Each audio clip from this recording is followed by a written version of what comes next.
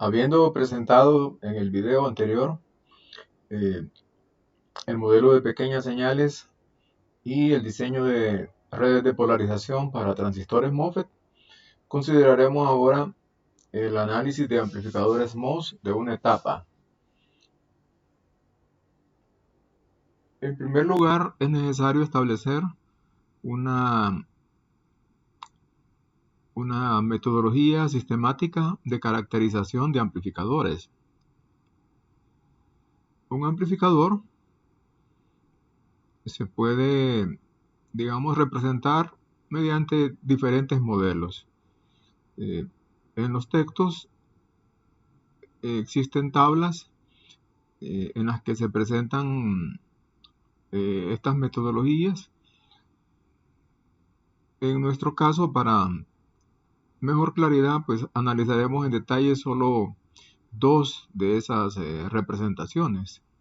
En este es un modelo en el que la fuente interna, la fuente dependiente que representa la ganancia del amplificador, vean, es un modelo Thevenin y su valor es el voltaje, la tensión que aparece en la entrada del amplificador, VI, multiplicado por la ganancia sin carga del amplificador.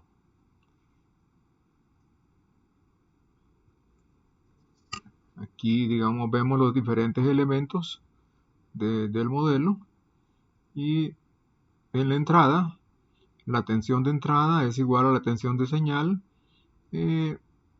pasando por este divisor de señal formado por la R de entrada y la R de señal.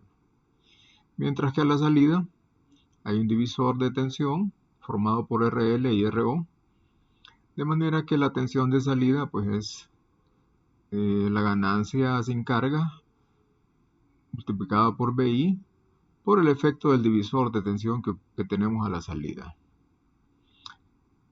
La ganancia de tensión A sub V por definición es VO entre VI, mientras que la ganancia sin carga es VO entre VI cuando RL es infinito. Un modelo alternativo, en un modelo alternativo como el de la figura, vean que el valor de la fuente dependiente que representa la ganancia del amplificador cambia. Ahora es GBO multiplicado por el voltaje de la fuente de señales. Y la resistencia interna a la salida ya no es RO, sino que es R de salida. En la mayoría de los amplificadores unilaterales la R de salida es igual a RO, pero hay situaciones en las que cambia. Vean que VO en este caso, la tensión de salida es el valor de esta fuente, que aparece acá, GBO por V de señal, por el divisor de tensión que hay a la salida, resistivo, donde aparece la R de salida. GB, que es la ganancia global del amplificador, es la tensión de salida entre la tensión de la fuente de señales. Y GBO, pues es la ganancia global sin carga, ¿no? VO entre V de señal cuando RL es infinito. En la entrada, bueno, todo sigue igual. Un ejemplo para entender esta metodología, ¿no? Se nos dice que un amplificador es alimentado con una fuente de señal que tiene un voltaje de circuito abierto, V de señal igual 10 milivoltios, y una R de señal de 100K. Y nos dicen que la tensión en la entrada y en la salida se miden con y sin carga. Sin carga, VI es 9 milivoltios, VO 90 milivoltios, y con carga, VI 8 milivoltios y VO 70 milivoltios.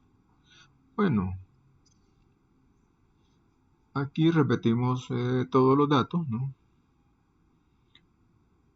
Sin carga, VI 9, VO 90, y con carga, VIN 8 y VOUT 70. La ganancia sin carga sería este caso, es VO entre VI, 90 entre 9 y es 10 voltios por voltio.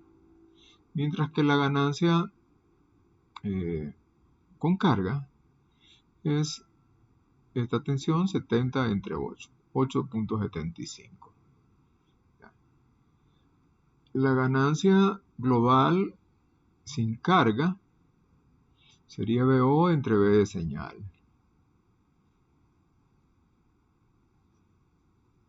Es 90 entre 10, 9. Mientras que la ganancia global, ya con carga, es Vout entre V de señal, igual a 7. Luego de la relación que mostrábamos en la entrada, puesto que conocemos la R de señal, podemos despejar la R de entrada de acá, ¿no? ¿Ya? Y llegamos a esta expresión. Vean, la R de entrada es la R de señal entre V de señal entre VI menos 1 y nos da 400K. Luego de la expresión de la ganancia de tensión A sub V, de acá podemos despejar RO, ¿no? ¿Ya? Parcialmente. Aquí está despejada totalmente. RO es RL por la ganancia sin carga entre la ganancia menos 1 y da 1.43K. Y de la expresión para la ganancia global, en términos de la ganancia global sin carga, podemos despejar ROUT. Ya. En este amplificador, que es muy especial, pues ROUT es distinta de RO. Ya. Y da 2.86K. Esta información, estos conceptos los podemos utilizar para cuando hagamos el trabajo del próximo laboratorio, que es con amplificadores, ¿no? En que tendremos que determinar indirectamente la R de entrada y la R de salida. El primer amplificador es el fuente común y es de suma importancia porque a pesar de que es el más sencillo, es el más usado. Aquí tenemos pues una configuración en la cual la polarización se hace por medio de una fuente de corriente. Aquí se pone la referencia de dónde viene el circuito. Y bueno, en la quinta edición sería la figura 442 la que sirve de referencia para esto. Sin embargo, la polarización se puede establecer por otros medios. Esta es otra versión. Vean, la alimentación es con una sola fuente en este caso. ¿Ya? Y pues esta red establece la tensión en la compuerta y de esta manera se establece el punto de operación. ¿Ya? Obviamente pues hay que hacer el análisis ocupando el método general para establecer la ID. ¿Ya? Y este transistor se parece bastante al 4007. Vean que el sustrato va a la tensión más negativa, que en este caso es 0 voltios, pues ya que la fuente no está aterrizada, entonces esto es importante, ¿no? En LTSpice esto no es difícil. En un transistor 4007 pues puede ser un tanto difícil, ya que hay 3 NMOS y solo hay un sustrato común para todos, ¿no? Hay que identificar a dónde está el sustrato y utilizar otro transistor. ¿Ya? Bueno, en un amplificador como este, en el laboratorio siguiente, pues vamos a establecer algún requerimiento de punto de operación. Imaginémonos, por ejemplo, que es 0.75 miliamperios. Entonces, la tensión de la fuente puede estar entre 1/5 y 1/3 de la alimentación. ¿Ya? Importante, ¿no? Cualquier valor en este rango, pero usualmente ponemos un valor práctico, ¿no? O 1/5 o 1/3 o a medio camino, ¿no? ¿Ya? Y la tensión de drenaje, vean, es el promedio de la alimentación y la tensión de fuente que establecemos acá. Estos son los criterios para establecer el punto de operación en un amplificador de este tipo, ¿no? ¿Ya?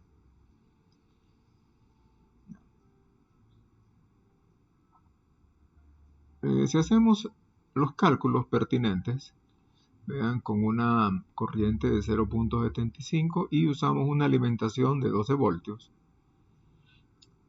Imaginémonos que para nuestro transistor sabemos que VT es 1.4 y Kn' es 130 entre 1000 para tener las unidades en miliamperios por voltio al cuadrado. En micro sería 130 microamperios sobre voltio al cuadrado, pero aquí queremos ya unidades para trabajar en miliamperios. Y una relación de geometría de 170 entre 10. Bs dijimos que puede estar entre un tercio y un quinto y un tercio de la alimentación. Vean, en este caso pondremos un cuarto, ¿no?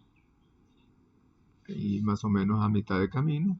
Y esto nos da un Bs de 3. Si Bs vale 3 e Id vale 0.75, pues Rs es Bs entre Id, ¿no? Y aquí está, ¿verdad? Rs es Bs entre Id, 4K. Además, Bd es el promedio de Bs y Bdd. Esto quiere decir que el drenaje debe estar a medio camino entre Bs, que lo acabamos de definir, 3 voltios, y la alimentación, que es 12 voltios.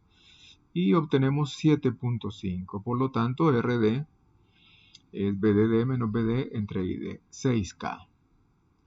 Bueno, como conocemos de antemano Id, calculamos BOB, que está, vean, 0.82, y BGS es BOB más BT, 2.22. De manera que BG es BGS más la caída en RS, 5.22. ¿Ya? Bueno, RG2 es 52.24. Vean, este no es un valor comercial, este sería el valor teórico. ¿Ya? A la hora de trabajar, pues, con componentes, este valor hay que cambiarlo al valor estándar más cercano, ¿no? Y RG1, vean, estamos trabajando en el orden de un valor total de 120K para 12 voltios, ¿verdad? Entonces, lo que ya tiene RG2 se lo quitamos y eso es RG1, 67.76. Y vean, aquí está el circuito. El amplificador fuente común. Alimentamos con 12 voltios. La tensión en la fuente es un cuarto de la alimentación, aproximadamente eso, 3 voltios era el valor ideal, se ha movido un poco, 3.04, aquí está Rs, y el valor de la tensión en el drenaje está a medio camino entre la tensión de la fuente y la tensión de alimentación. Nominalmente era 7.5, 7.43, no está mal.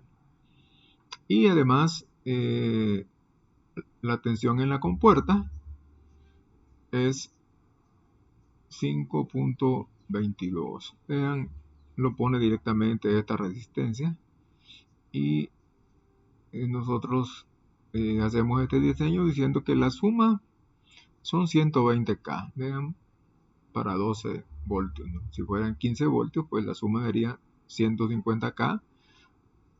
O 1.5 mega o 15 mega, dependiendo, ¿no? En este caso hemos dejado valores relativamente no tan altos para que se vea el efecto de la R de señal, ¿no? Ya, que la hemos hecho inusualmente grande, ¿no? Los generadores de laboratorio de la Escuela de Ingeniería Eléctrica tienen una resistencia interna de 50 ohmios. En este caso hemos puesto una resistencia grande y hemos dejado estas dos relativamente pequeñas para que se vea, pues, todo el concepto de resistencia de entrada, etcétera. Bueno, Entonces, además hemos escogido condensadores grandes. Todavía no discutimos cómo se seleccionan, pero sí tienen que ser grandes, ¿no? Estos condensadores, los tres, establecen una frecuencia de corte de una red paso alto, ¿no? Entonces tiene que ser una frecuencia baja, y para que sea una frecuencia baja, pues las constantes de tiempo tienen que ser grandes, lo cual significa condensadores grandes. Muy bien. Además, hay una carga externa de 10K, vean, ¿ya? Pero el voltaje de salida lo veremos en este punto, ¿no? Este es el voltaje de entrada y esta es la fuente de señal. Vean, le estamos aplicando 20 milivoltios pico a 1 kilohertz. Y aquí está, ¿no? ¿Ya? Pues con estas mediciones podemos hacer los cálculos de ganancia, y además lo que nos interesa en este caso es que la señal de salida, que es este punto, está montada sobre 7.43 voltios. Vean, el valor nominal era 7.5, ¿no? Y la ganancia pues sería este valor menos este. Esto es 2 veces la tensión pico a la salida, entre 2 veces la tensión pico a la entrada, ¿no? Bueno, ese cálculo se los dejo. Ustedes en el laboratorio pues van a trabajar con una condición un tanto diferente. Ustedes van a diseñar para 0.6 miliamperios, y esto les va a mover un poco el diseño, pero la filosofía sigue siendo la misma. Además, en el laboratorio vamos a establecer, pues, vamos a caracterizar el amplificador con su resistencia de entrada, su resistencia de salida. Y bueno, nuestro amplificador es unilateral, de manera que la R de salida es igual a RO, ¿ya? Hay otros amplificadores en que eso no ocurre así.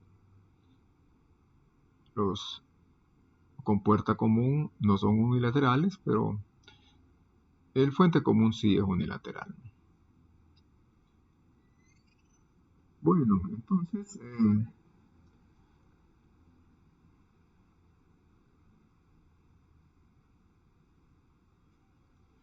pues vamos a llegar a esto en el laboratorio, ¿ya? Pero todavía falta una tarea más para el laboratorio, la cual será presentada pues en la siguiente clase. Por de pronto, para caracterizar el amplificador, este modelo representa un amplificador fuente común, de cualquier forma que lo polaricemos, ¿no? ¿Ya? En el caso del que nosotros vamos a armar en el laboratorio, RG es RG1 en paralelo con RG2, ¿verdad? La RO es la R interna del transistor, que viene dada por el punto de operación. Aquí hemos asumido nosotros un lambda pues de 0.033, lo cual equivale a voltaje early de unos 30 voltios, ¿no? RD pues 6K, RL 10K. Recuerden que hay que establecer la ganancia con y sin carga, ¿verdad? Además hay que calcular ROUT, RIN, GM, en fin, todo lo que tiene el amplificador, ¿no? Ya. Y eso es básicamente, bueno, acá digamos el análisis en pequeñas señales se hace sin mostrar el modelo explícitamente, solo se saca la RO, pero estas corrientes equivalen a lo que tiene adentro este modelo, ¿no? Es lo mismo, ustedes lo pueden revisar en mayor detalle. Y bueno, por ahora pues es suficiente, aunque el tiempo de la presentación es corto, el tiempo de preparación es largo, ¿ya? En la siguiente clase vamos a ver otras configuraciones con puerta común, eh, fuente común con resistencia de fuente y seguidor de fuente. Es todo de momento.